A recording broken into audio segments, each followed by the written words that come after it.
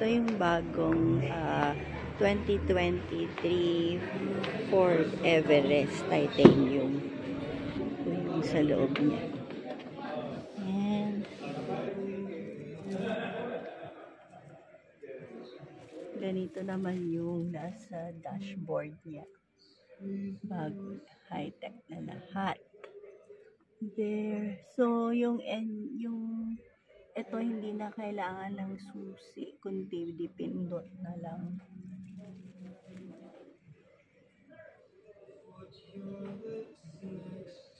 Ayan siya.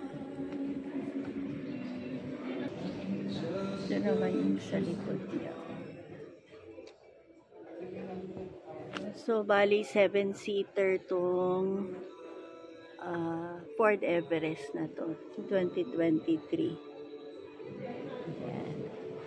So, yung nasa taas na holes are for the AC.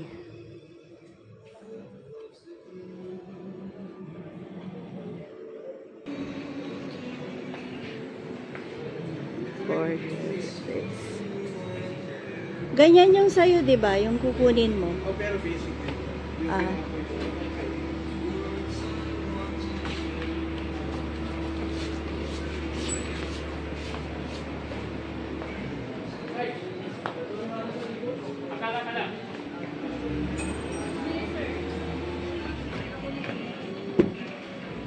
So, ito yung sa cockpit ng driver seat.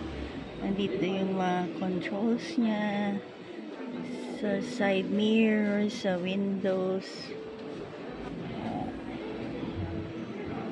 Pero hindi ito yung kukunin na sasakyan ng kapatid ko. Ford Territory siya. This is Ford Everest. Ay, malibela. Ang cute. Ayan. Ayan.